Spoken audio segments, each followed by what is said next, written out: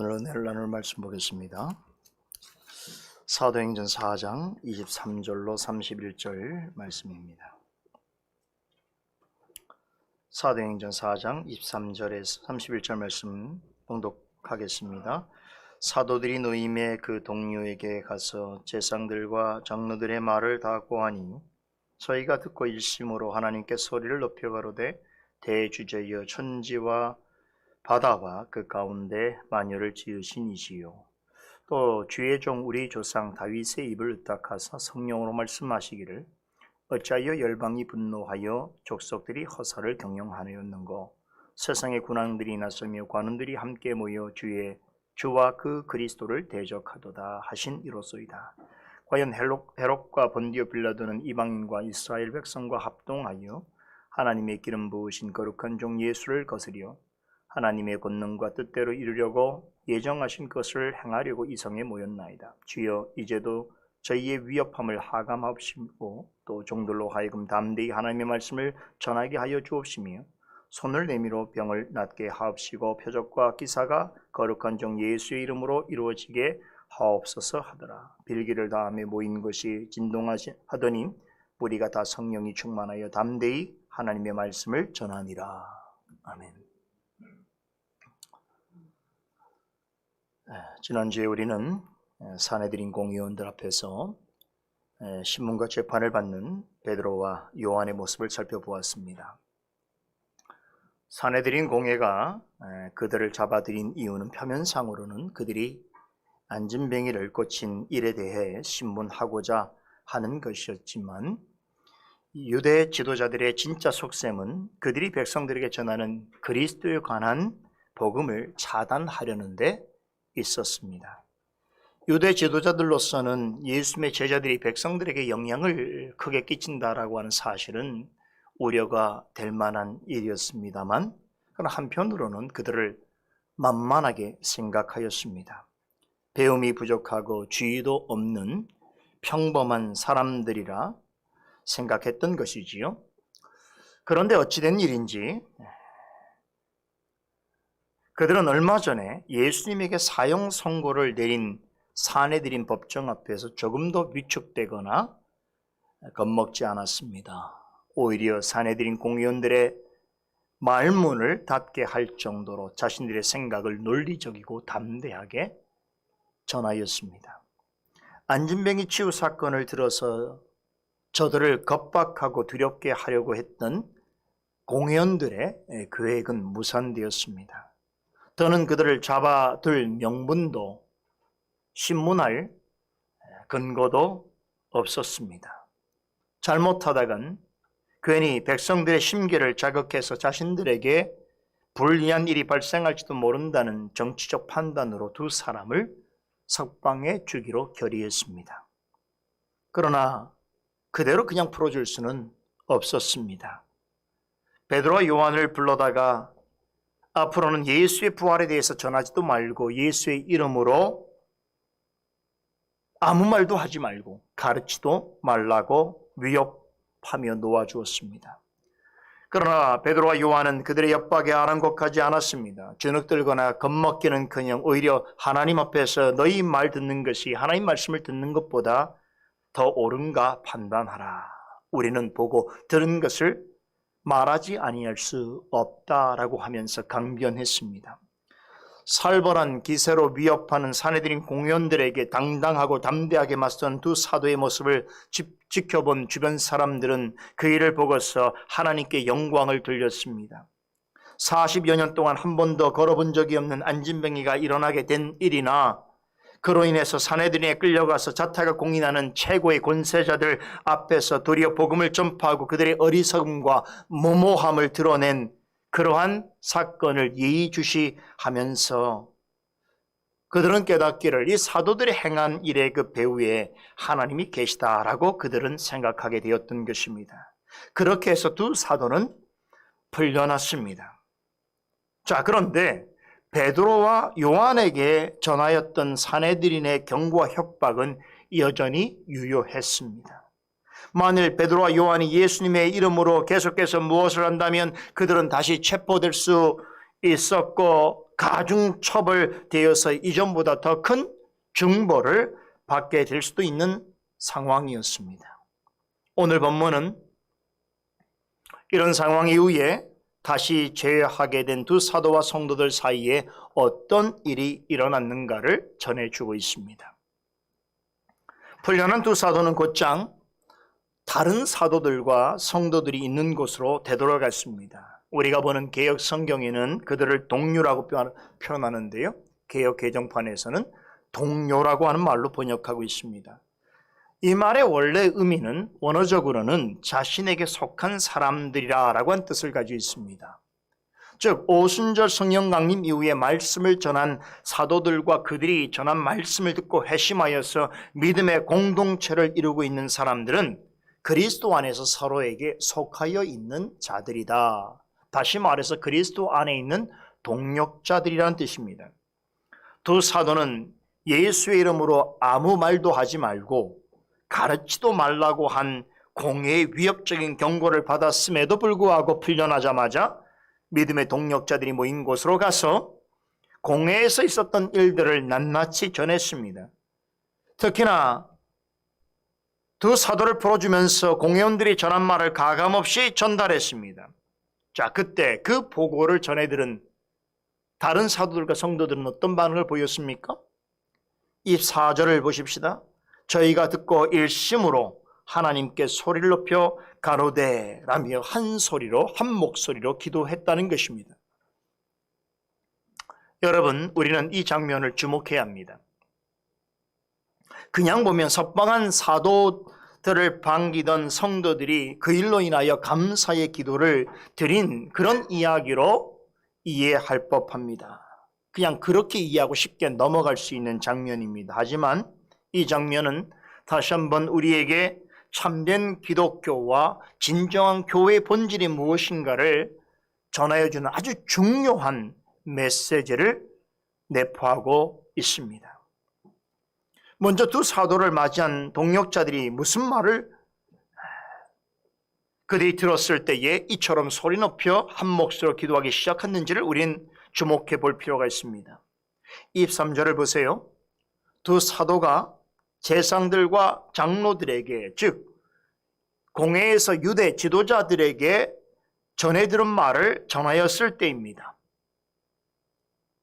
풀려날 때 유대 지도자들로부터 앞으로는 예수의 이름으로 무슨 일을 하지도 말고 예수의 이름으로 가르치도 말라라고 그들은 명령받았습니다. 만일 그 명령을 지키지 않는다면 다시 잡아들일 수도 있고 또 죽음을 면키 어렵다라고 하는 일종의 협박이었습니다. 이 말에는 예수 이름으로 전하는 말을 듣고 따르는 자들도 그와 같은 처벌을 받을 수 있다라는 실제적인 위협이 포함되어 있습니다. 잘못하다간 예수를 전하는 사도들만이 아니라 그들이 전하는 복음을 전해드리는 사람들과 그들과 함께 이루는 교회들도 크고 두려운 일을 겪을 수 있는 상황입니다.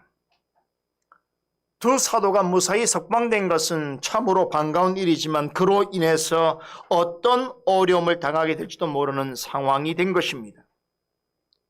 교회의 입장에서는 두 사도의 석방은 전혀 예기치 못한 또 다른 더 크고 위중한 시련과 역경을 불러올 수도 있다라고 하는 것을 예상해야 되는 상황이 된 것입니다. 산헤드린 공회원들이 두 사도를 불러서 앞으로 어떤 경우에도 예수의 이름으로 말하지도 가르치도 말라라고 명하였을 때에 베드로와 요한이 하나님 앞에서 누구의 말을 듣는 것이 더 합당한가? 우리는 보고 들은 것을 말하지 아니할 수 없다라고 답하였다는 것은 이미 그 현장에서 그들의 명령에 대해서 불복종하겠다라고 하는 것을 천명한 것이나 다를 바 없습니다. 이렇게 말한 것이지요. 우리는 그리스도인들이다. 그리스도인은 우리에게 예수의 이름을 말하지도 말고 예수에 관하여 가르치도 말라는 것은 우리더러 예수를 포기하라는 것이고 그리스도인 것을 스스로 부정하라고 하는 요구나 다를 바 없다. 그러나 우리는 예수에 관하여 보고 들은 것을 말하지 않을 수 없다. 왜냐하면 우리는 그리스도인이기 때문이다. 그런데 우리에게 예수를 부인하게 하고 그리스도인 것을 포기하라고 한다면 당신들이 우리에게 어떠한 일을 할지라도 우리는 그 말을 들을 수 없다라고 고백한 것입니다.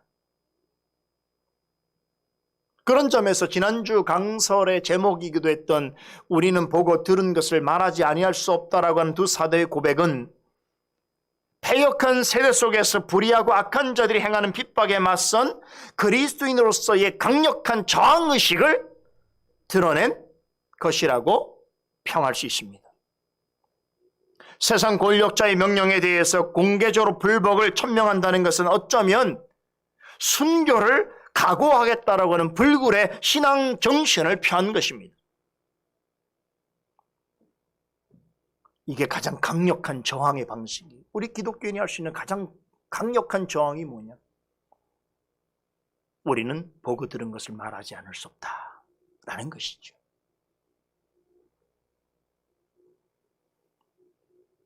두 사도가 동역자에게로 돌아가서 자신들이 겪은 이야기를 전할 때에 정말 놀라웠던 한 가지 장면이 있습니다. 여러분, 지금 자신의 동역자들에게 그 사내들인 법정에서 자신들이 겪은 일, 특별히 유대 지도자들이 풀어주면서 협박했던 그 내용들을 전달할 때에 여러분 그 자리에 있던 동역자들 중에 그 누구도 흥분하거나 그 일 때문에 다른 말로 선동하거나 두려워하지 않았다는 것이에요. 놀랍지 않습니까? 여러분, 어떠한 무질서와 혼동도 발견되지 않습니다.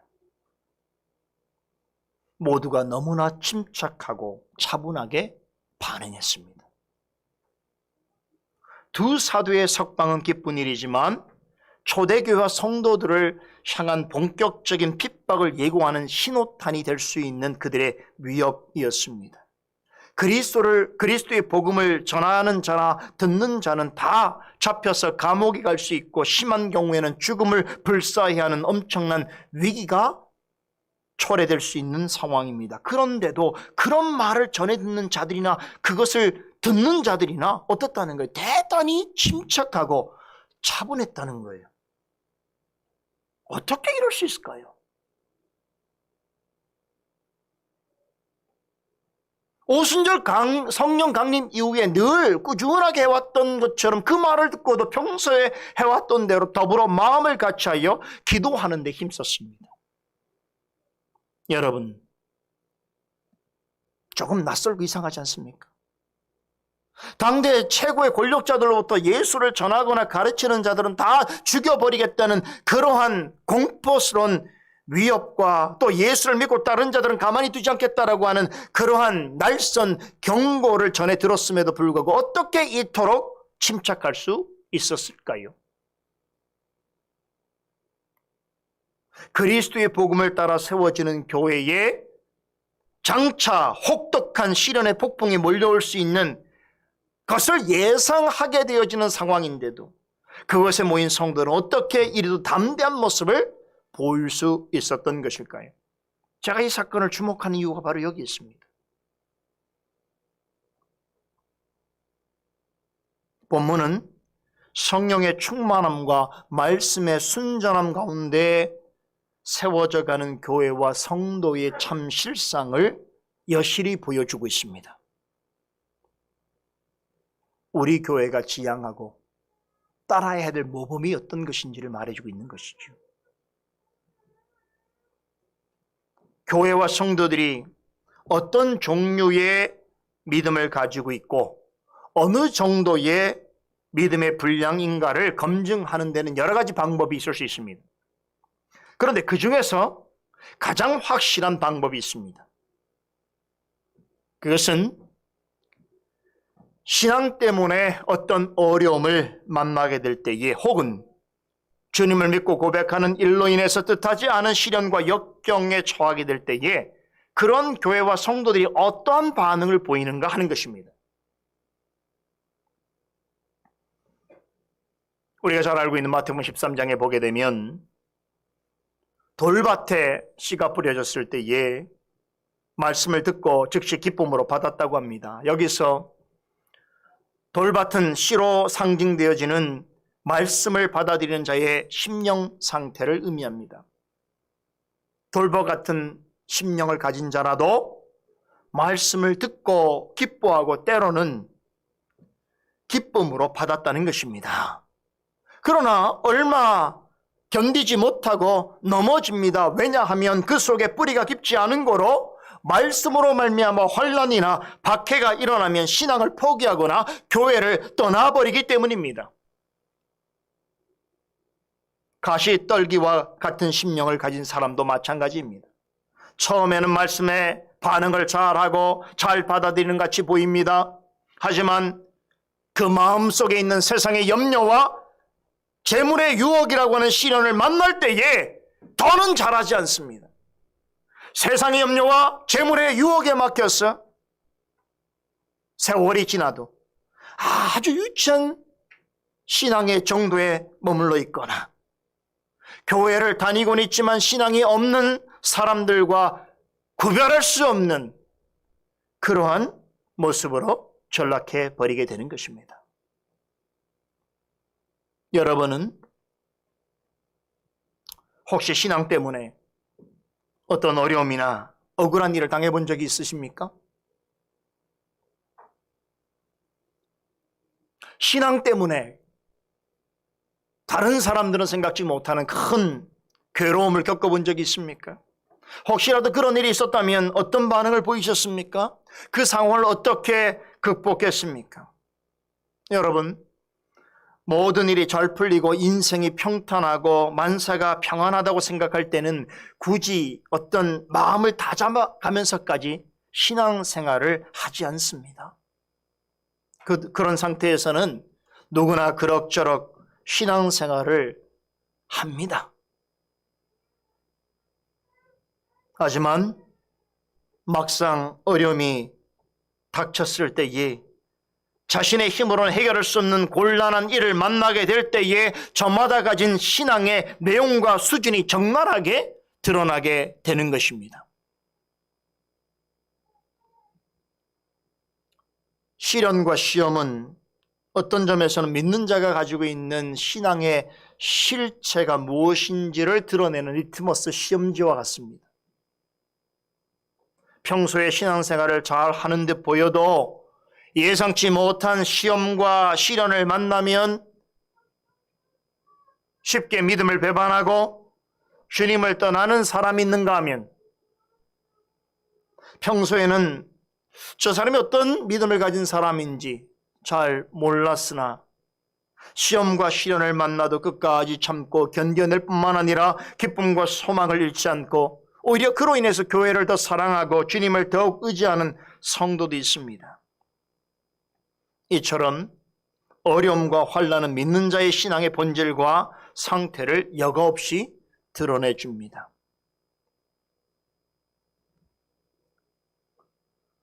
그런 점에서 어떤 교회나 성도의 신앙과 신앙의 내용과 신앙의 분량, 신앙의 정도와 신앙의 실력을 객관적으로 확인할 수 있는 가장 확실한 방법은 바로 고난과 시련 앞에 어떤 태도를 취하는가 하는 것입니다. 그 때문에 주님께서는 때로 섭리 가운데 교회와 성도들에게 시련과 고난을 허락해 주신 것입니다. 오늘 본문에서 만나는 초대교회 사도들과 성도들은 말씀드린 대로 아주 현실적이고 실제적인 위기에 직면해 있습니다. 예수 그리스도의 복음을 전하고 따랐다가는 감옥에 갇히거나 죽음을 맞게 될지도 모르는 형편에 놓여 있습니다. 그만큼 위중하고 심각한 상황인 것입니다. 그런데 이런 극한 상황 속에서 그들은 대단히 침착하고 담대하게 반응합니다. 두 사도가 전하는 충격적인 소식을 전해 들었을 때에 그 누구도 흥분하거나 역정을 내거나 도망가지 않았습니다. 오히려 모두가 마음을 같이하여 기도했습니다. 이러한 큰 시련과 핍박의 신호탄이 될지도 모를 소식은 오히려 이들을 성령 안에서 더욱 하나 되게 하였습니다. 모든 성도가 다 같이 하나님을 더 의지함으로 부르짖게 하는 계기가 되었습니다. 여러분, 이것이 진정한 기독교의 힘이고 참된 교회의 자태인 것입니다. 본문에 나오는 초대교회 성도들은 무서운 위협과 예고된 무시무시한 핍박 앞에서 성령 안에서 나누는 진정한 교제의 신뢰가 무엇인지를 보여주고 있습니다. 어떻게 이런 태도를 보일 수 있었을까? 지금까지 사도행전을 강해를 잘 듣고 살폈다면 이는 성령의 충만함을 입은 결과라는 것을 우리는 알 수 있습니다. 성령의 충만함을 입은 그 사실이 고난과 역경을 통해서 빛을 발하게 되는 것입니다. 여기에다 추가적으로 생각해 볼 수 있는 한 가지 이유가 더 있습니다. 어떻게 이들은 이런 위급한 상황 속에서도 이리 차분하고 담대하게 행동하였는가? 그것은 하나님이 어떤 분이신지를 저들은 알고 있었기 때문입니다. 어떤 분들은 이런 상황에서 이들이 기도한 것을 주목하면서 보통 이러한 교훈을 이끌어냅니다. 이런 어려움을 만날 때 기도야말로 모든 문제를 해결하는 가장 중요한 키다. 사실이죠. 기도해야 되죠. 여러분, 그리스도인이라면 기도가 중요하다는 것을 모르는 이는 없을 것입니다. 평소에 기도를 잘 하지 않는 사람이라고 하더라도 기도가 중요하다는 말에 이의를 제기할 사람은 없을 것입니다. 그런데 여러분 생각해 보세요. 따지고 보면 기도를 강조하지 않는 종교와 신앙이 있습니까? 어려운 일을 만날 때 누군가의 도움을 간절히 구하는 것은 사람의 본성이지요. 그래서 어려움을 당한 사람이 그렇지 않은 사람보다 훨씬 종교에 더 큰 관심을 가지고 자신에게 도움을 줄 누군가 절대신을 찾는 일들이 늘 일어나는 것입니다. 하지만 오늘 본문에서 성도들이 한 마음으로 기도하는 모습은 이런 관점에서 해석해서는 안 됩니다. 어려움을 만났기 때문에 기도한 것이 아닙니다. 이것은 누구나 할 수 있는 일이에요. 만일 어려움 때문에 기도했다면 이들이 이토록 침착하고 담대하게 할 수 있었을까요? 오히려 그들의 모임의 분위기나 기도는 불의한 자들에 대한 분노와 억울함과 앞으로 당하게 될지도 모를 핍박에 대한 두려움, 공포심이 서려 있었을 것입니다. 이들의 분위기는 대단히 어수선하고 뒤숭숭했을 것입니다. 그러나 어디에서도 그런 분위기를 찾아볼 수가 없어요. 이게 놀라운 일이라는 거예요.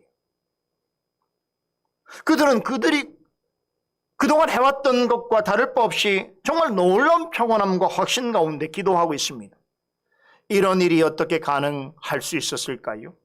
제가 아까 말씀드렸죠. 성령의 충만함을 입은 결과이기도 하고 또 중요한 사실 하나는 이들이 이미 하나님과 그리스도에 대해서 바른 지식을 가지고 있었기 때문인 것입니다. 이들이 어떤 말로 기도를 시작하는지 한번 보십시다. 24절입니다. 기도를 들으시는 하나님을 향하여 대주제여 천지와 바다와 그 가운데 만유를 지으신 이시오라고 그들은 아뢰입니다. 자신들의 지금 처해 있는 현실만을 생각한다면 당장 해야 될 일이 무엇이겠습니까? 하나님께 도움을 요청하는 것이겠죠. 이게 상식인 것이죠. 두 사도가 석방된 것은 기쁜 일이지만 그 석방으로 인하여서 앞으로 불거지게 될 여러 가지 어려움과 핍박을 생각하게 될 때에 하나님께 절실히 도움을 구하는 것이 오히려 더 상식적인 일이죠. 그런데 이들은 한 마음으로 대주제이신 하나님을 찾았습니다. 여러분, 대주제, 이 말을 들어보신 적 있습니까? 성경이 딱 2번 나옵니다. 오늘 본서와 요한계시록에 나와요. 이 말은 대단히 놀라운 표현입니다. 헬라어로 데스포타라고 하는 말인데요, 절대적인 능력과 주권을 지닌 주님이라는 뜻입니다. 이 말에는 하나님은 천지 만물을 지으신 창조주실 뿐만 아니라 세상 만사를 뜻대로 주관하시는 절대 주권자라고 하는 의미가 내포되어 있습니다. 본문에 나온 초대교회 성도들은 하나님을 단지 세상을 만든 신이나 또는 세상에 존재하는 여러 신들 중에 한 분 정도로 생각지 않았습니다. 과거의 천지 만물을 창조하신 분일 뿐 아니라 모든 역사와 인간 만사를 지금 현재적으로 다스리고 계시는 분이시라는 것을 그들은 믿고 있었습니다. 바로 이 점이 초대교회와 성도들이 위급한 상황에서 이토록 침착하고 평온한 태도로 마음을 같이하여 하나님께 간구할 수 있었던 진짜 이유입니다. 하나님을 대주제이신 분으로 믿는 것은 기독교가 다른 종교와 근본적으로 다르다는 것을 보여주는 뚜렷한 구별점 중에 하나입니다. 여러분도 다 아다시피 성경은 태초에 하나님이 천지를 창조하셨다라고 하는 진술로부터 시작됩니다. 천지 만물은 스스로 있는 자이신 하나님으로부터 창조되었습니다. 모든 세계는 하나님의 말씀으로 지어졌으며 하나님께서 말씀의 능력으로 그 세계를 다스리십니다.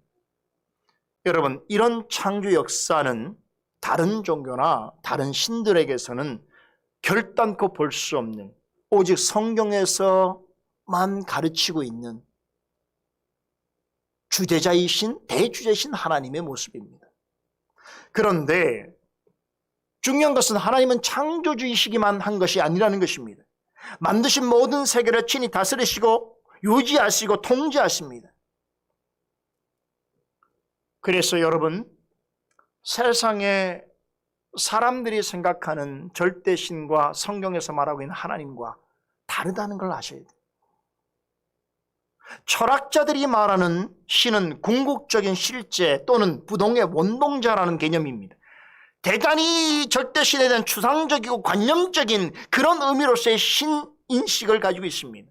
또 진화론자들이나 유물론자들이 말하고 있는 그 신이라고 하는 것은 결국 인간의 욕망과 한계를 투영하는, 그래서 인간에 의해서 만들어진 존재라고 그들은 생각합니다. 그러나 오늘 초대교회 성도들이 믿고 있는 하나님이 어떤 분입니까? 하나님은 태초에 말씀으로 천지 만물을 창조하실 뿐만 아니라 그 만드신 모든 세계를 절대적인 주권과 섭리로 다스리시고 통치하시는 참되고 유일하신 분이시라는 것입니다. 그러면서도 당신의 택한 백성들의 삶에 일일이 개입하시고 그들의 삶을 지키시고 그들의 모든 생각과 행동을 아시고 판단하시는 분이시며, 또한 자신을 간절히 찾는 자들의 간구를 기다리시고 응답하시는 분이십니다. 다시 말해서 하나님은 이처럼 절대 주권자이시면서도 인격적이고 살아계신 분이십니다. 초대교회 성도들이 지극히 위태로운 상황 속에서도 너무나 침착하게 절대적인 확신을 가지고 한 마음으로 하나님께 간구할 수 있었던 것은 하나님을 이러하신 존재로 그들이 믿고 확신했기 때문인 것입니다. 하나님을 바르게 알고 믿는다는 것이 이렇게 중요합니다. 내가 믿고 있는 하나님을 어떤 존재로 이해하는가 라고 하는 것이 결국 그들의 삶의 모든 것을 결정하는 가장 중요한 원인이 되는 것입니다. 믿지 않는 사람들이, 세상 종교인들이 그런 신앙으로 그렇게 살아가는 것은 그들이 생각하는 신이 그렇기 때문인 것이에요. 그런데 그리스도인들이, 여러분과 제가 지금 이런 방식으로 살아가는 것은 우리가 믿고 고백하는 하나님이 바로 그러하신 하나님이시기 때문입니다.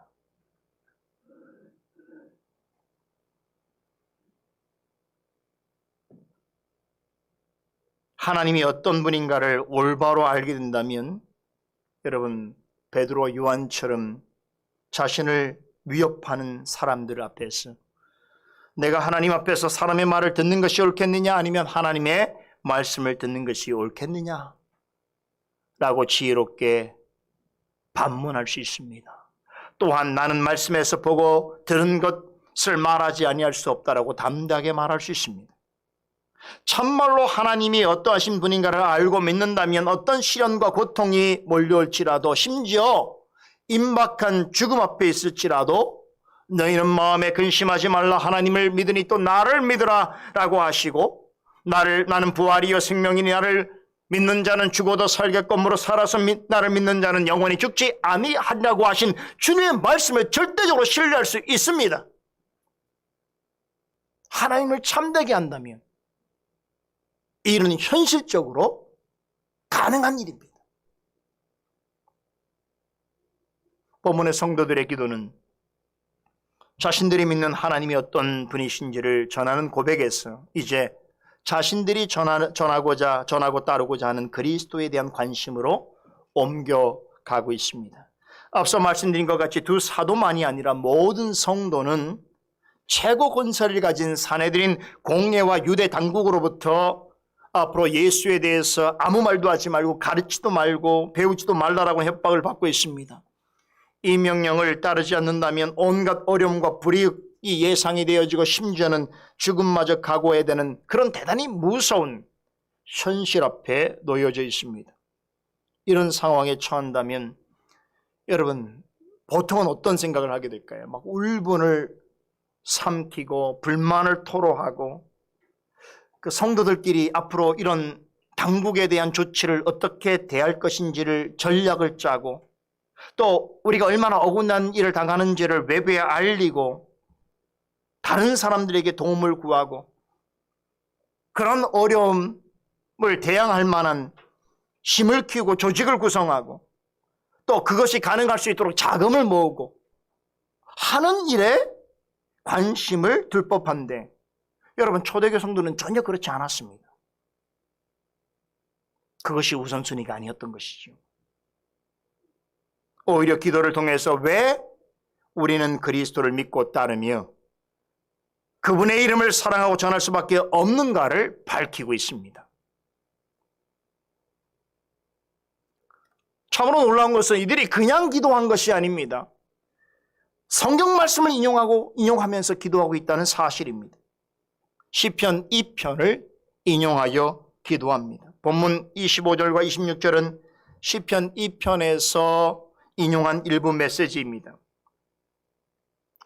어떤 분들은 이 본문에 나오는 사도들과 성도들이 함께 마음을 일심으로 하나님께 간구한 것을 가리켜서 합심기도다 이렇게 말하죠. 합심기도 들어보셨죠?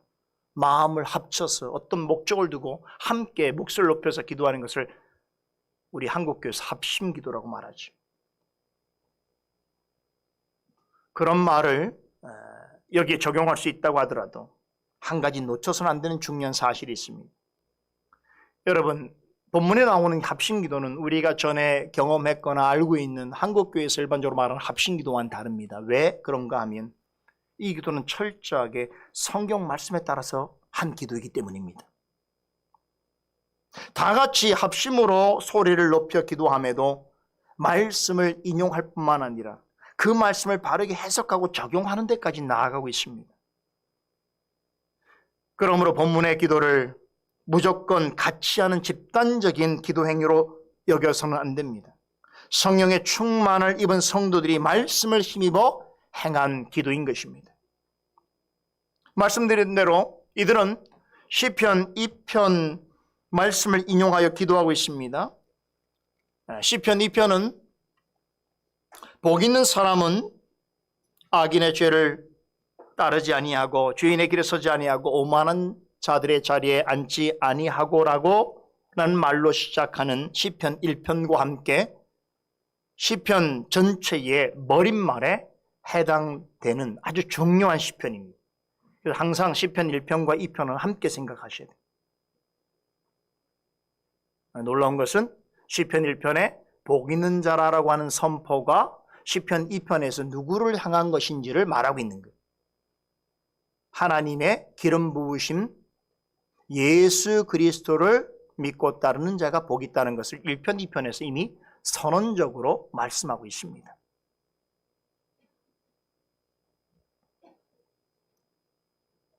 이 시편 2편이 우리가 꼭 기억해야 될 또 한 가지 중요한 이유는 이 시편은 메시아의 오심과 승리를 예고하는 메시아적 시편이기 때문입니다.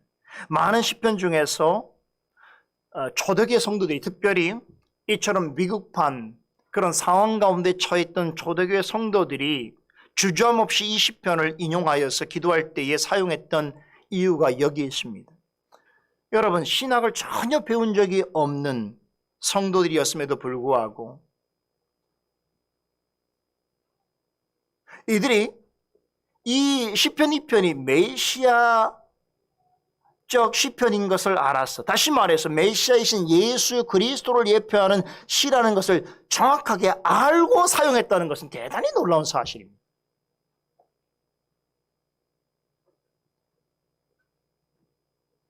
베레아 성도들 같은 사람들이죠. 그 말씀이 의미하는 바가 무엇인 줄을 이해하고 그것을 자신의 삶에 적용하여 기도하고 있는 것입니다. 자, 그런데 중요한 것은 이 시편 2편은요, 예수 그리스도에게 대해서만 말하지 않는다는 것이에요. 예수 그리스도를 말하면서 동시에 하나님을 떠나 있는 세상의 본질과 그 실태를 아주 적나라하게 생생하게 전해주고 있다는 것입니다. 저는 먼저 이 부분에 대해서 여러분에게 설명을 드리려고 합니다. 본문 25절과 26절은 시편 2편 1절과 2절을 인용한 것인데요. 제가 시편 본문을 여러분한테 읽어드릴 테니까 잘 들어보세요. 어찌하여 열방이 분노하며 민족들이 허사를 경영하는고 세상의 군왕들이 나서며 관원들이 서로 꾀하여 여호와와 그 기름 부음 받은 자를 대적하며 라는 질문으로 시작하고 있습니다. 거의 같지요? 그대로 인용한 것이죠. 근데 여기 우리가 먼저 주목할 것은 이 맨 처음에 시편 2편이나 오늘 사도행전 본문에 가장 먼저 나오고 있는 바로 이 의문부사입니다. 무슨 말이죠? 어찌하여라고 하는 말 보세요. 어찌하여라고 하는 이 말은 이미 시편 기자가 자신이 전달하려고 하는 핵심 내용을 여러분 정서적으로 압축해서 토로하고 있는 것입니다. 어찌하여라고 하는 말 속에는 하나님의 시각에서 이 세상을 바라보는 그런 하나님의 관점을 그대로 드러내고 있습니다. 즉 하나님을 떠나 있는 세상과 그 속에서 하나님 없이 살아가는 인생들을 하나님의 관점에서 한마디로 말하면 어찌할 거라고 하는 말이에요. 이 말에는 하나님 편에서의 강한 유감, 우려, 탄식이라는 정서가 뒤섞여 있습니다. 시편 기자는 세상을 바라보면서 일종의 충격과 공포를 느끼고 있습니다. 왜 그런가? 몇 가지 이유가 있습니다. 첫째는 열방이 분노하고 있기 때문입니다. 여기서 말하는 분노라고 하는 말에 그 어원을 찾아보면 여러분 이런 뜻이에요. 막 콧김이 팍팍 나는 거 있죠? 다시 말해서 그 말이 미친 듯이 날뛰는 것. 여러분 바다가 미친 듯이 크게 요동하는 그 형상을 연상하게 하는 단어입니다. 하나님의 시선에서 하나님을 떠나 있는 세상과 세상 사람들이 모습이 이와 같다는 것입니다. 여러분 세상에서 일어나는 일들을 보세요. 흡사 말이 날뛰는 것 같지 않습니까? 바다가 크게 요동치는 것 같지 않습니까? 세상은 하루도 안정되고 평온할 날이 없습니다. 긴장과 불안과 혼동이 지속되고 있습니다. 세상은 잠시도 멈춰있지 않는 바다와 같습니다. 멀리서 보면 꽤 잔잔해 보이는 것 같지만 가까이 다가가면 무서운 물들이 넘실대는 것이지요. 갑자기 파도가 솟구쳐 오를 때도 있고 어떤 때는 모든 것을 삼킬 듯한 폭풍이 몰려오기도 합니다. 그런 세상 속에서 살아가는 인생들의 삶도 격동할 수밖에 없습니다. 가끔은 사람의 삶이 잔잔한 바다처럼 평온해 보이기도 하지만 여러분 우리가 날마다 그 수많은 매체를 통해서 접하고 있는 세상의 소식들은 어떻습니까? 마치 요란한 소리를 내면서 사납게 날뛰는 폭풍 속에 바다 같지 않습니까? 마태복음 24장에서 예수님께서는 세상에 다시 오시기 전에 이 세상에 어떤 일들이 일어날 것인지를 예고해 주셨습니다. 난리와 난리 소문이 있을 것이나 그것은 끝이 아니다.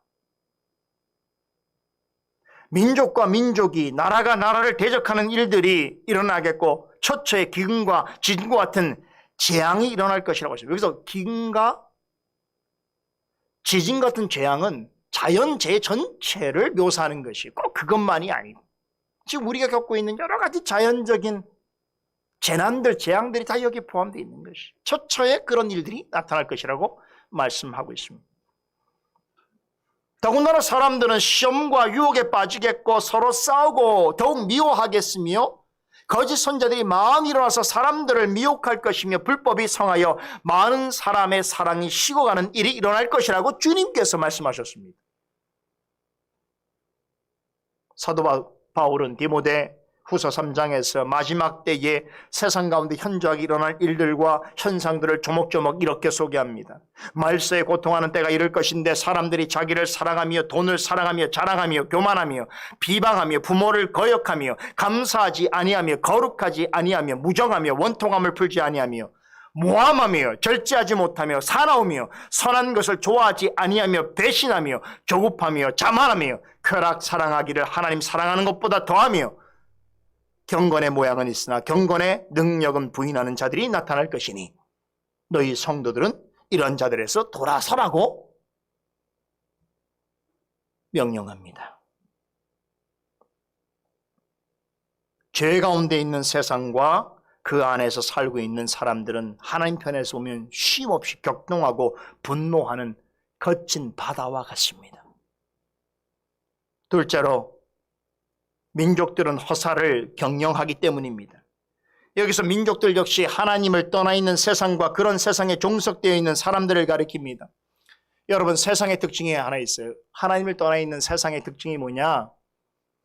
항상 이렇게 의시되죠. 세상은. 그러면서 사람들에게 마치 세상이 큰 무엇을 해줄 수 있는 것이냐, 어떤 소원을 이룰 수 있고 꿈을 이루어줄 수 있느냐, 그렇게 말합니다. 사람들은 그런 세상의 말에 속아서 삶을 탕진하면서 살아갑니다. 그러나 성경은 하나님을 떠난 세상이 우리에게 줄 수 있는 선한 것은 아무것도 없다라고 말씀합니다. 세상에 주는 것이 선한 것이 조금 있다고 할지라도 결국에는 그것들은 하나님 앞에서 공허하고 헛된 것들 뿐이라는 것이지요.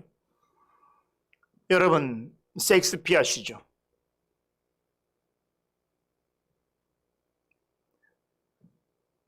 여러분, 셰익스피어를 대문호라고 칭하는 이유가 무엇인 줄 아십니까?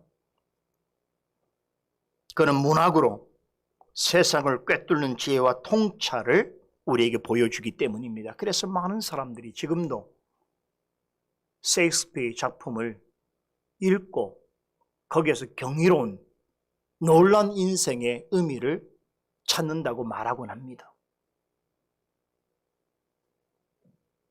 그런데 여러분, 그렇게 많은 사람들이 사랑하고 신뢰하는 셰익스피어가 인생에 대해서 뭐라고 말한 줄 아십니까?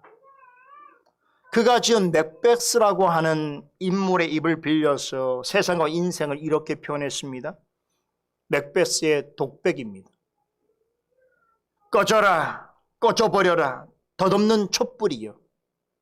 인생은 걸어다니는 그림자여, 자기에게 주어진 시간만큼만 무대 위를 활보하기도 하고 발을 동동 구르는 삼류 배우가 아니더냐. 그런 후에는 더는 아무것도 들리지 않는도다. 인생이란 백치들이 떠들어대는 이야기인 것을, 거기엔 소리와 분노만 가득할 뿐 아무 의미도 없거늘. 그렇게 독백했습니다. 세상은 뭔가 대단하고 멋있고 굉장한 것을 줄 것처럼 속삭이지만 셰익스피어는 인생은 의미 없는 소리와 분노로 가득 차 있을 뿐이라고 전합니다. 그가 바라보는 세상과 인생의 모습은 하나님을 떠나 있는 세상을 경험하면서 그 모든 것들이 헛되고 헛되도다라고 하는 결론에 이르게 된 전도서 기자의 고백과 닮아 있습니다. 여러분, 인류 역사를 돌아볼 때 그동안 얼마나 위대한 철학자들과 지도자들과 영웅들이 많았습니까? 오늘날에도 사람들로부터 찬사와 칭송을 받는 정치인들과 과학자들과 지식인들과 경영자들 또한 얼마나 많습니까? 이들은 나름의 방식대로 세상을 경영할 지식과 정보와 전략을 제공해 주고 있습니다. 자신들의 생각대로 하면 세상이 더욱 나아질 것이고 세상의 문제는 좀 더 간편하게 해결될 것이라고 그들은 목소리를 높입니다. 그러나 여러분, 세상은 갈수록 어떠해져 가고 있습니까? 그들의 말처럼 세상은 점점 나아지고 있고 세상의 문제들은 해결되고 있습니까? 환경 문제만 보더라도 그렇지 않습니다. 이전보다 사람들이 환경에 대해서 훨씬 많은 것을 알게 됐고 또 과거보다 환경 문제에 관심을 가지고 있는 사람들이 엄청나게 많습니다. 많은 나라들이 참여하는 환경 국제 기구들이 있고 국내적으로 많은 연구단체와 각종 학술대회가 연이어 열리고 있습니다. 그러나 오늘 우리가 사는 세상은 어떤 현실에 처해 있습니까? 인류의 생존이 위협당할 정도로 갈수록 심각해지고 있습니다. 그래서 지금 연일 우리는 언론을 통해서 앞으로 한 세대가 지난 이후에 지구 환경이 어떨 것이다. 채 100년도 가지 못해서 지구는 멸망할지도 모른다 라고 하는 이야기를 늘 듣고 있습니다. 그건 태연하죠? 믿음 때문인가요?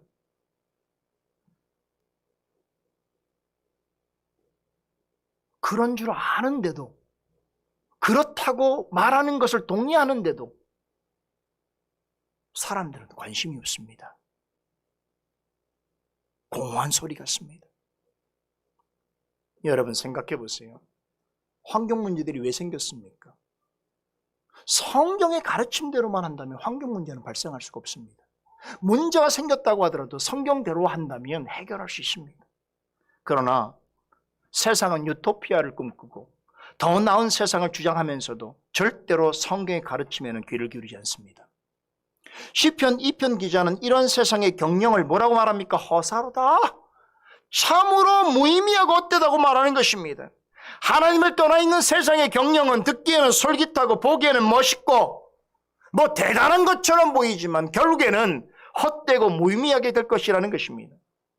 이것이 성경이 말해주는 족속, 민족들이 허사를 경영하는 세상의 본 모습입니다. 시인이 어찌하여라고 놀란 셋째 이유는 세상의 군왕들과 관원들이 하나님과 그리스도를 대적하기 때문입니다. 세상의 군왕과 관원이란 세상을 다스리는 자리에 있는 자들을 가리키겠지요. 오늘날로 보자면 왕이나 대통령이나 수장 같은 정치적인 통치자들뿐만 아니라 일반 시민들을 이끄는 자리에 있는 지도자급에 속해 있는 모든 사람들이 다 여기에 포함될 수 있습니다. 이들은 서로 자기 주장을 하고 다른 주장을 하지만 한 가지 일에 있어서만큼은 항상 뜻을 같이 하고 힘을 모은다는 것입니다. 무엇입니까? 하나님과 그리스도를 대적하는 일에 있어서는 그렇다는 것입니다. 여러분, 세상의 통치를 한번 생각해 보세요. 세상에는 다양한 통치 방식과 다른 통치자들이 있습니다. 이들은 자신들이 추구하는 목적에 상응하는 선에서 서로 인정하고 함께 뜻을 모읍니다. 그런데 만일 그들에게 그리스도에 의한 통치를 말한다면 그리스도께서 모든 통치자들의 주권자라고 이야기를 하고 당신들은 그리스도에게 복종해야 된다라고 말한다면 그들은 어떤 태도를 보일까요? 어떤 반응을 보일까요? 웃어 넘기거나 강하게 반응할 것입니다.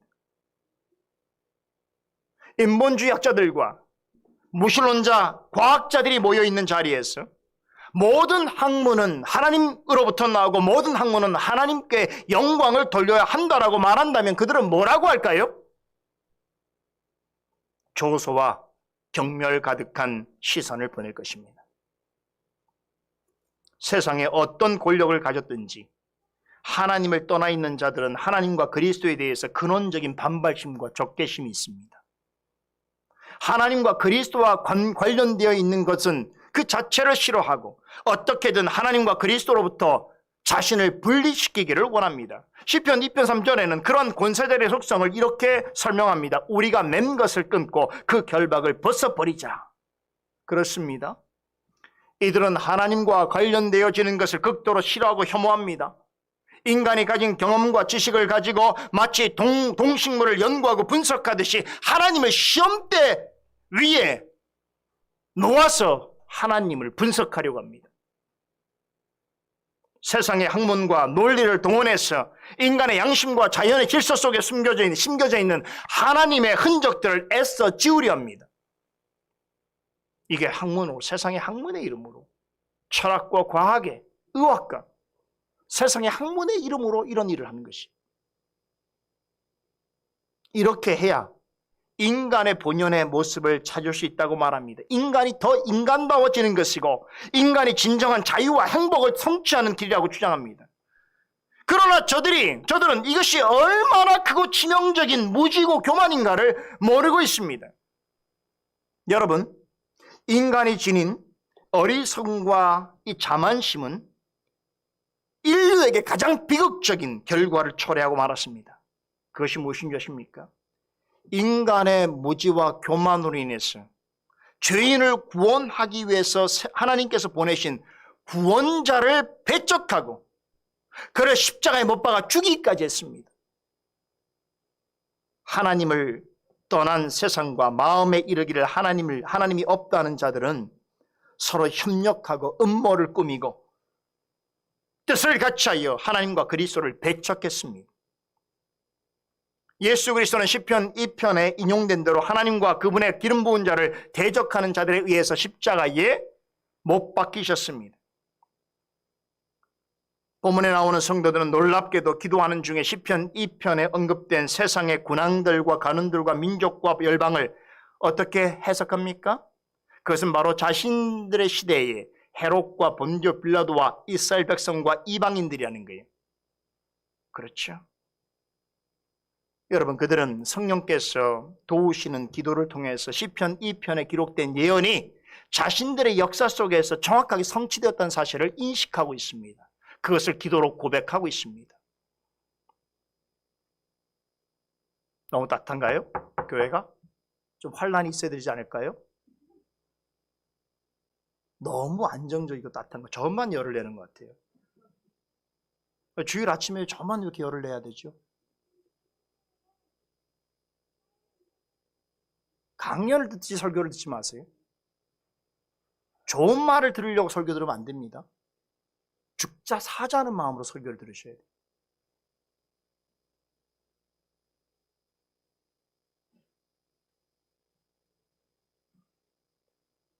잠은 집에서 자는 거예요.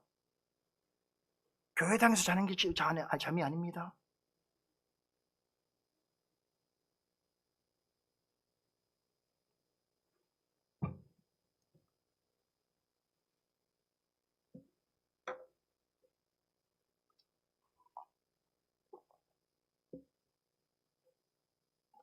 자, 이렇게 초대교회 성도들의 기도의 내용은 이제 자연스럽게 대주제이신 하나님에 대한 고백으로부터 이제 그들이 진짜 말하고 싶은 대상인 예수 그리스도에게로 자연스럽게 옮겨가고 있습니다. 기도에 동참하는 성도들은 베드로와 요한이 풀려나면서 사내들인 공회원으로부터 예수의 이름을 말하지도 가르치도 말라고 말론 협박을 받았다는 것을 알면서도 두 사도가 이런 협박을 듣고도 우리는 보고 들은 것을 말하지 아니할 수 없다라고 답변한 것 같은 태도로 시편 2편의 예언을 인용하면서 자신들이 왜 예수 그리스도를 끝까지 믿어야 할지의 그 이유를 더 분명하게 제시하고 있다는 것입니다. 이들은 기도를 통해서 성경에서 가르치는 그리스도에 관한 진리를 보고 듣고 들은 대로 담대하게 전하고 있습니다. 두 사도가 공회원들 앞에서 담대하게 설교했다면 이 성도들은 하나님 앞에서 담대하게 기도하고 있는 것입니다. 본문 25절과 26절이 시편 2편 말씀을 인용한 것이라면 27절과 28절은 이 말씀에 대한 그들의 해석과 적용입니다. 한마디로 가장 중요한 핵심은 뭐냐? 예수 그리스도의 죽음이라는 것이에요. 그리스도는 왜 죽게 되었느냐 하는 것이에요. 왜 그리스도는 십자가에 죽을 수밖에 없었는가를 그들은 묻고 답하고 있습니다. 본문 27절과 28절은 이 질문과 관련해서 굉장히 중요한 교훈을 우리에게 전해집니다. 27절과 28절을 다시 한번 우리 한 목소리 읽어보겠습니다. 과연 헤롯과 본디오 빌라도는 이방인과 이스라엘 백성과 합동하여 하나님의 기름 부으신 거룩한 종 예수를 거스려 하나님의 권능과 뜻대로 이루려고 예정하신 그것을 행하려고 이 성에 모였나이다. 여러분, 놀랍지 않습니까? 이게 일반 성도들이 한 기도예요. 그런데 이 성도들이 이런 기도를 한다는 것도 참 신기하지만 더 놀라운 사실은 여러분, 이 기도의 내용에 보면 그리스도의 십자가 죽음을 어떤 관점에서 보아야 할지를 우리에게 제시하고 있어요. 두 가지 관점을 그 두 가지 관점에서 그리스도의 십자가를 보고 이해하라는 것입니다. 하나는 사람들이 행한 관점이고 다른 하나는 하나님이 행하신 일의 관점입니다. 27절에 과연 헤롯과 본디오 빌라도는 이방인과 이스라엘 백성과 합동하여 하나님의 기름 부으신 거룩한 종 예수를 거스려 하는 이 말은 누가 했다는 것이에요? 사람들이 했다는 거예요. 사람들이 한 일입니다. 어떤 사람들입니까? 시편 2편에서는 하나님을 대적하는 세상의 군왕들과 가는들과 민족들과 열방대로 표현되어 있고, 그리고 오늘 본문 27절에서는 헤롯과 빌라도와 이방인과 이스라엘 백성들이 협력하여서 시편 2편의 그 예언을 실제로 성취했다는 것이죠. 그들에 의해서 예수님은 십자가 못 박혀 죽었다는 것이죠. 여러분, 이 사실은 우리 그리스도인이라면 어느 정도는 다 알고 있는 것입니다. 그런데 그리스도께서 십자가에 죽으셨다는 사실을 우리가 알 때에 이것으로 만족하면 안 됩니다. 예수님의 죽음과 관련해서 이런 질문을 가질 수 있습니다. 자, 그렇다면 예수 그리스도의 십자가 죽음은 단지 인간의 소행인가? 인간이 한 일인가? 그러면 이 일에 있어서 하나님께서는 어떤 방식으로 관여하고 계시는가? 예수님이 십자가에서 참혹한 죽음을 맞이하실 때에 과연 하나님은 무엇을 하고 계셨단 말인가?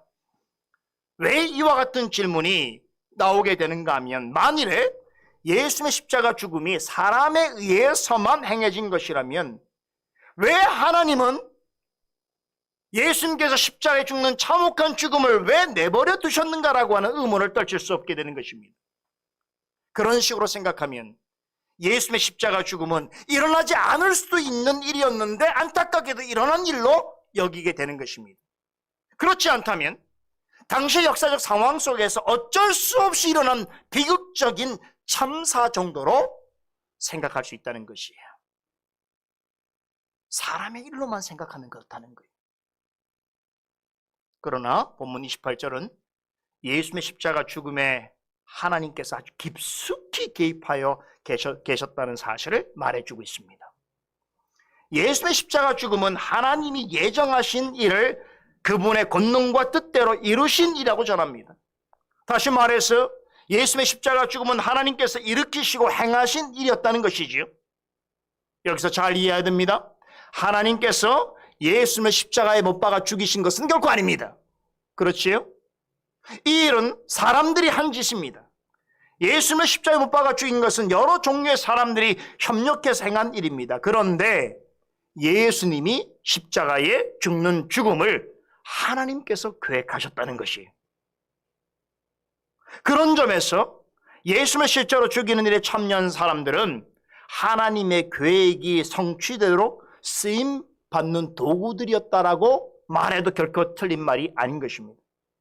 앞서 베드로는 사도행전 2장에서 오순절날에 성령께서 강림하실 때에 성령의 충만함을 입은 상태에서 이와 같은 내용의 설교를 전한 바 있습니다. 2장 23절인데요. 그가 하나님의 정하신 뜻과 미리 아신 대로 내어준 바 되었거늘 너희가 법 없는 자들의 손을 빌어 못 박아 죽였으나 라고 전했습니다. 예수님을 십자가에 못 박아 죽인 것은 무법한 자들의 소행이나 이 일은 하나님의 계획과 용납 없이는 결코 일어날 수 없는 일이었다는 것입니다. 이 점을 꼭 기억하시기 바랍니다. 예수님을 십자가에 죽이는 일에 동참한 사람들은 실제로 자신들이 신을 죽인다는 생각으로 그 일에 동참하지 않았습니다. 그들은 단지 예수를 사람으로 생각했습니다. 낯선 자, 미혹하는 자, 신성 모독을 범한 자, 반유대적이고 반로마적인 사상을 가진 반체제 인사로 그들은 확신하여서 예수님을 십자가에 처형했습니다. 엄밀하게 말하면 저들은 자신들이 하는 짓의 의미를 몰랐습니다. 그러기에 예수님께서 십자가에 못 박히실 때에 어떻게 기도하셨습니까? 아버지여 저희를 사하여 용서하여 주옵소서. 저들이 자신들이 하는 일을 알지 못하니다라고 고백하셨습니다. 비록 저들이 예수님을 십자가에 죽이는 일이 하나님의 뜻과 어떤 관련성이 있고 영적으로 어떤 의미를 가졌는지, 또 그것이 인류 역사상 가장 큰 비극이라는 것을 생각지 못한 상태에서 예수님을 죽였으나, 예수님의 십자가 죽음은 창세전에 하나님에 의해서 예정된 일일 뿐 아니라 삼위 하나님 안에서 협의된 사항이라는 것입니다. 여러분, 이 사실을 가장 잘 알고 있는 이가 누구겠습니까? 바로 예수님 자신이었습니다. 그래서 공생의 기간 동안 예수님께서 이런 말씀 여러 번 하셨죠. 내가 이제 예루살렘에 가거든 수단을 받을 것이고, 그리고 십자가에 못 박혀 죽게 될 것이라는 사실을 수차례 제자들에게 예고하셨습니다. 이미 그 사실을 내다보셨습니다. 겟세마네 동산에 오르셔서 기도하실 때에 죄 없는 자로서 감당해야 될 그 십자가의 죽음의 고통의 무게로 인하여 그는 심히 고심하셨으나, 그러나 결국은 아버지의 원대로 되기를 원하셨습니다. 그리고 십자가 순환과 고통을 담담하게 받아들이시고는 십자가를 지고 골고다 언덕을 오르신 후에 마침내 십자가에 못 박히셨습니다. 예수님은 하나님의 창세전 계획에 능동적으로 순종하셨습니다. 십자가에 달리셨다가 숨을 거두시기 전에는 뭐라고 말씀하셨죠? 마지막으로 다 이루었다라고 하셨습니다. 이 말의 참된 의미는 예수 그리스도께서 하셔야만 하는 모든 일을 다 행하셨다는 뜻입니다. 여러분, 제가 무엇을 강조하려는지 아시겠습니까? 예수님의 십자가 죽음은 순전히 사람들의 생각에 따라서 사람들에 의해서 이루어진 일이 아니라는 것입니다. 그렇다고 역사 속에서 우연하게 발생된 사건도 아닙니다. 이는 창세전에 이미 하나님에 의해서 예정된 일입니다. 구약시대의 제사와 희생제물 같은 의식들과 선자들의 예언을 통하여 이미 그 사실을 전하여 주셨습니다. 신약시대에 이르러서는 예수님의 직접적인 말씀과 사도들의 증언들을 통해서 더욱 확실하게 가르쳐 주셨습니다. 자, 그럼 한 가지만 묻고 답하면서 오늘 강서를 마무리 지을까 합니다. 자, 그럼 하나님은 왜 예수님을 십자가에 죽도록 계획하신 것일까요? 중요한 질문이죠. 물론 우리는 이 질문을 늘 습관적으로 대답하는 것이 있습니다. 우리의 구원을 위해서요라고 말하지요. 여러분, 맞습니다. 그러나 우리 입장에서만 생각하는 답변인 것입니다. 그 전에 먼저 생각해야 될 중요한 이유가 있습니다. 그것은 바로 하나님의 하나님 되심 때문입니다. 하나님은 지극히 의로우시고 거룩하신 분이십니다. 그러기에 하나님 앞에서 죄는 반드시 처벌되어야 하며 죄인은 반드시 심판받아야 합니다. 모든 사람이 죽는다는 것은 다른 말로 모든 사람은 하나님 앞에서 죄인이라는 뜻입니다. 따라서 죄인된 모든 사람이 영원한 형벌을 받는다 하더라도 잘못된 것이 아닙니다. 이상한 일이 아닙니다. 그러나 동시에 우리가 기억할 것은 하나님은 지극히 은혜로우시고 자비로우신 분이십니다. 만일에 모든 사람이 죄를 범하였기에 예외 없이 다 영원한 심판을 받게 된다고 가정해 보십시다. 이것이 하나님의 공의로운 성품의 관점에서는 가능한 일일 수 있을지 모르지만 은혜로우신 성품의 관점에서 본다면 있을 수가 없는 일입니다. 그럼에도 모든 사람이 영원한 형벌을 받는다면 결국 그 역사는 마귀의 승리의 역사가 될 것입니다. 왜 그렇습니까? 마귀는 하나님의 뜻에 대적하여서 모든 사람들이 영원한 불못에 던져지기를 간절히 원하기 때문입니다. 그것이 마귀의 승리입니다. 그러나 대주제신 하나님께서는 결코 그런 일을 허락하지 않으십니다. 하나님께서는 창세전에 당신이 받으실 찬송과 영광을 위하여 자기 백성을 따로 택하셨습니다. 그리스도 안에서 구원할 자를 예정하시고 그 기쁘신 뜻을 이루시기 위해서 이 그리스도를 십자가에 피 흘리게 하심으로 그 피로 택하신 자들의 죄를 깨끗하게 사해 주셨습니다. 그리고 그들로 하여금 하나님의 영광의 찬송을 돌리게 할 것을 이미 작정하셨습니다. 우리가 아침에 예배에서 배운 에베소 1장의 고백인 거예요. 이 고백을 사도 바울이 에베소 1장에서 아주 정확하게 기록하여 소개하고 있습니다. 하나님께서는 우리의 죄악을 예수님에게 옮기셨습니다. 예수님께서 우리의 죄악을 짊어지시고 십자가에 죽으셨습니다. 그렇게 하여서 우리의 죄에 대한 하나님의 공의는 완전히 만족시키시는 동시에 우리의 죄는 사하여 주셨습니다. 그렇게 하여서 하나님 앞에서 영죽을 죄인이었던 우리가 사망에서 생명으로 옮겨지게 된 것입니다. 그 결과 우리는 하나님과 화목하게 되었고 하나님을 아버지라고 부를 수 있는 자리에 있게 되었으며 하나님께 담대히 나아갈 수 있게 되어진 것입니다. 이 사실을 한눈에 나타내는 것이 무엇입니까? 바로 그리스도의 십자가입니다. 그런 까닭에 사도들은 그리스도만이 아니라 그분이 못 박혀 죽으신 십자가의 복음을 함께 전했습니다. 사도 바울은 고린도서 2장 2절에 내가 예수 그리스도와 그의 십자가에 못 박히신 것 외에는 아무것도 알지 아니하기로 작정하였다라고 하면서 그리스도와 십자가를 증거했습니다. 사도행전 4장에서 베드로가 사내들인 공회원들 앞에서 이 예수는 너희 건축자들의 버린 돌로서 집모퉁이의 머릿돌이 되었느니라. 다른 이로서는 구원을 얻을 수 없느니 천하 인간의 구원을 얻을 만한 다른 이름을 우리에게 주신 일이 없음이니라 하였더라라고 한 것도 실상은 뭐를 강조한 것입니까? 예수 그리스도와 그분의 십자가를 강조한 것입니다. 시간 관계상 제가 29절 이하의 말씀은 다음 시간에 전해드려야 할 것 같은데요, 한 가지 잊지 마시기 바랍니다. 베드로와 바울이 전한 그리스도와 십자가는 초대 교회에서뿐만 아니라 모든 시대를 아울러서 언제나 변함없는 기독교 복음의 핵심 중의 핵심입니다. 동시에 하나님께서 받으시는 합당한 기도의 중심 주제입니다. 그리스도와 그분의 십자가 죽음에 근거하지 않고는 그 누구도 하나님께로 나아갈 수 없거니와 하나님께서 기뻐하시는 기도를 드릴 수 없습니다. 그러므로 오늘 본문을 통해서 그리스도와 십자가를 강조하는 기도는 사실은 그 자체로 기독교의 복음의 정수를 우리에게 드러내주고 있는 것입니다. 왜 그렇습니까? 그리스도와 그의 십자가를 말하고 있기 때문입니다. 부디 이번 한 주 동안은 오늘 제가 증거한 이 말씀을 가지고 하나님께서 창세전에 우리의 구원을 위하여 계획하신 그리스도와 그 십자가의 은혜를 묵상하시고 기도하는 시간을 가져보시면 어떨까라고 하는 권면과 함께 오늘 강서를 마치겠습니다.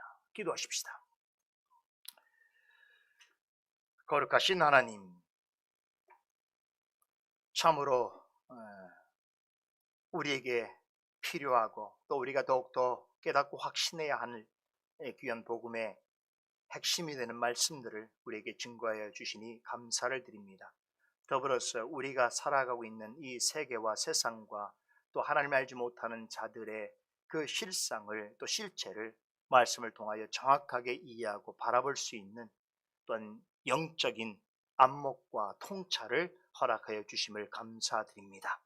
우리가 하나님께 주시는 이 말씀으로 성령께서 조명해 주시는 이 진리의 교훈들을 통하여 더 분명하고 확실하게 하나님께서 우리에게 주시는 그 복음을 알아 또한 그 복음대로 주님께서 또 원하시는 그러한 삶을 살아가는 저희들이 되게 하시고 마침내 그 복음이 그리스도와 그 십자가 안에서 승리한 것임을 저희가 믿사오니 우리가 이 복음을 붙잡고 나아갈 때에 우리의 삶도 그리스도 안에서 늘 승리할 것을 기대하며 바라며 나아가는 우리 모두가 되게 하여 주시고 그런 교회의 발걸음이 되게 역사하여 주시옵소서.